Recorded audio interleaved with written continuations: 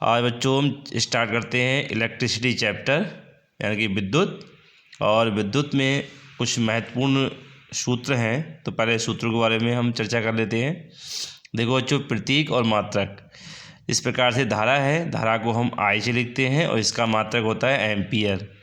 आवेश को क्यू से लिखते हैं, आवेश का मात्रक होता है कूलाम। विद्युत विभव, विभव को बी से लिखते हैं और वी होता है, इसका मात्रक होता है वोल्ट। उसी प्रकार प्रतिरोध को आर से लिखते हैं, इसका मात्रक होता है ओम। कार्य, कार्य को डब्ल्यू से लिखते हैं, मात्रक होता है जूल। ऊष्मा को एस से लिखते हैं, ऊष्मा कैलोरी नापते हैं। जूल में भी होती है कैलोरी, और भी इसके मात्रक और भी हैं, ऐसा ही पत्ती में एम के एस में वो आगे बताएंगे। विशिष्ट प्रतिरोध को रो, यह है रो। ओ मीटर। शक्ति को पी से, इसका मात्रक होता है वाट। ये आपके प्रतीक और मात्रक हैं, बहुत ही इंपॉर्टेंट हैं। और देखिए इस चैप्टर के जो महत्वपूर्ण प्रश्न सूत्र हैं उनको पहले देख लेते हैं। विद्युत धारा आई बराबर क्यू बटे टी। क्यू आवेश होता है और टी समय होता है, यानी कि धारा बराबर होता है आवेश बटे समय।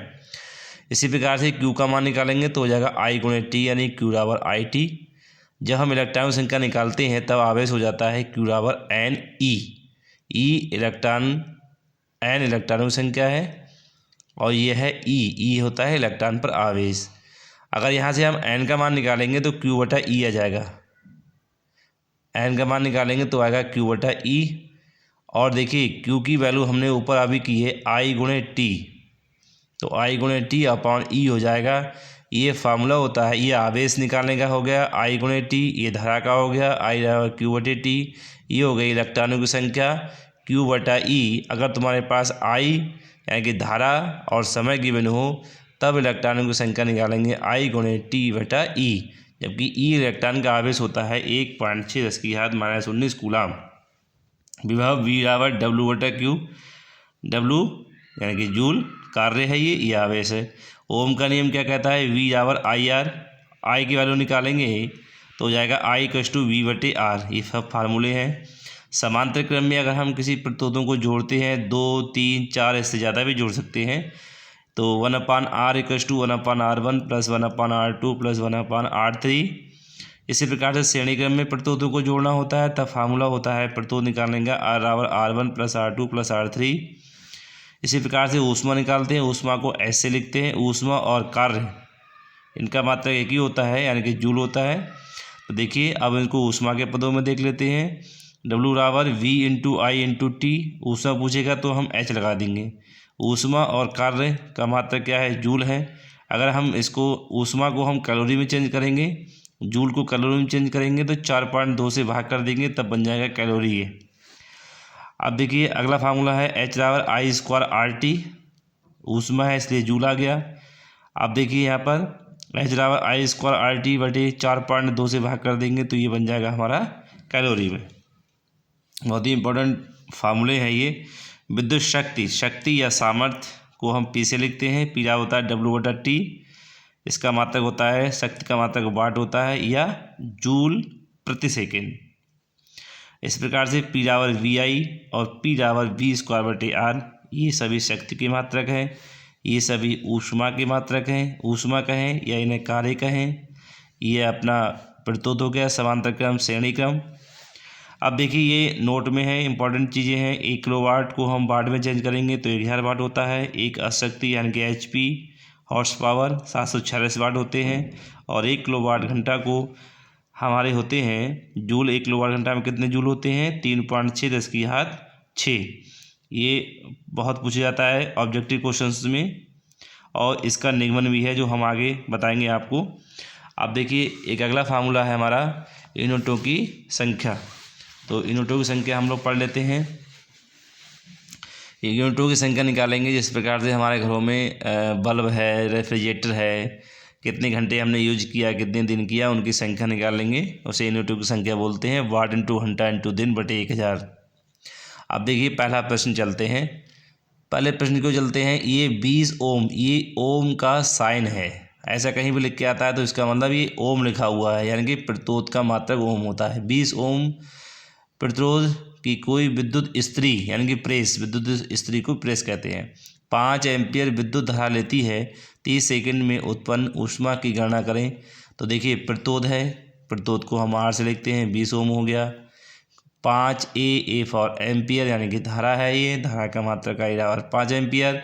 30 सेकंड, समय टी बराबर 30 सेकंड। अब देखिए आपके पास क्या पूछ रहा है, ऊष्मा। तो ऊष्मा के फार्मूले हमने पिछले बताए हैं, जो चीज़ें आपके पास हैं वही फार्मूला लगाएंगे हम। देखो हमारे पास आई है, आर है, टी है, तो ऊष्मा का फार्मूला हो जाएगा H बराबर आई स्क्वायर आर टी।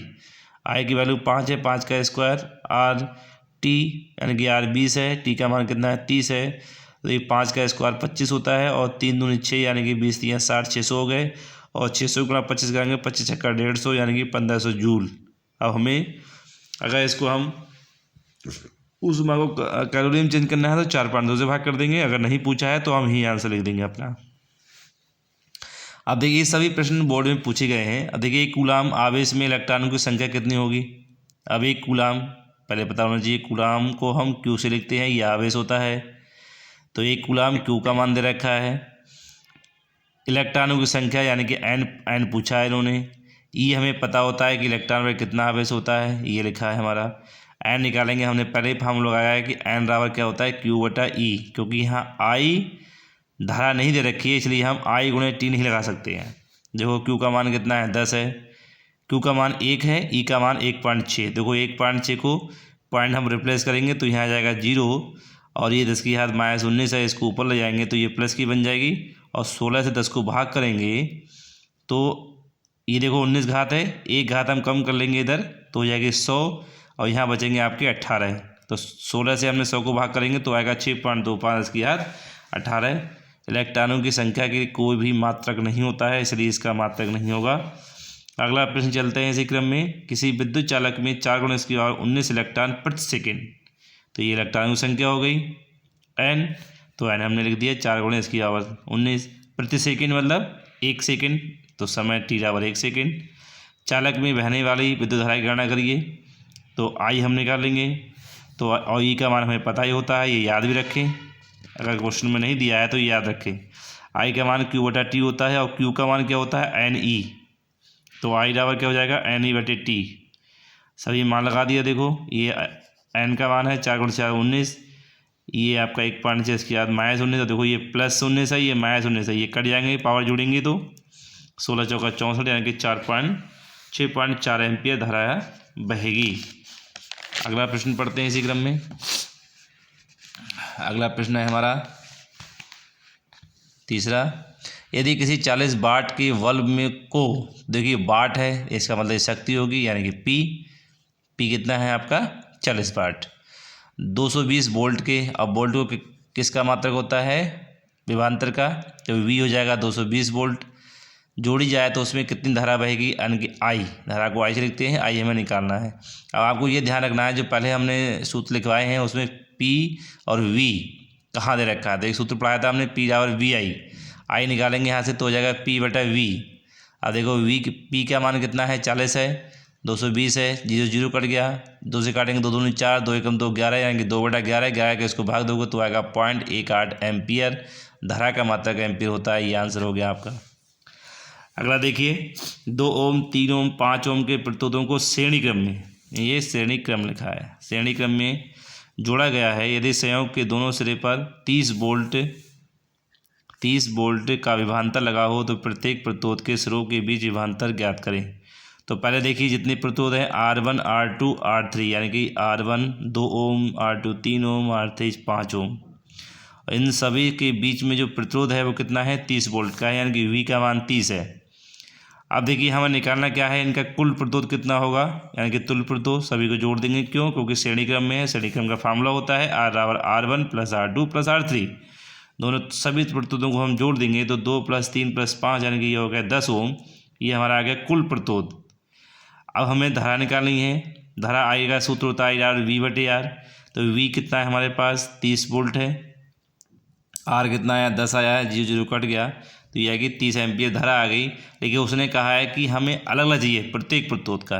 देखो पहला प्रतिरोध कितना है 2 ओम है, तो V बराबर क्या होता है IR, तो पहला प्रतिरोध है V1 और IR1 क्योंकि श्रेणी क्रम में धारा नहीं बढ़ती है, इसलिए विभवांतर जो है बढ़ जाता है लेकिन धारा समान रहती है। तो आई का मान कितना है 3 और R1 प्रतिरोध कितना है 2, तो 2 3 6, तो पहले विभवांतर हो जाएगा R1 के अंदर 6 वोल्ट का। V2 निकालेंगे IR2, आई कितना है भाई हमने पे निकाला 3, R2 कितना है 3 ओम, 3 3 9 ओम, दूसरे में हो जाएगा 9 ओम।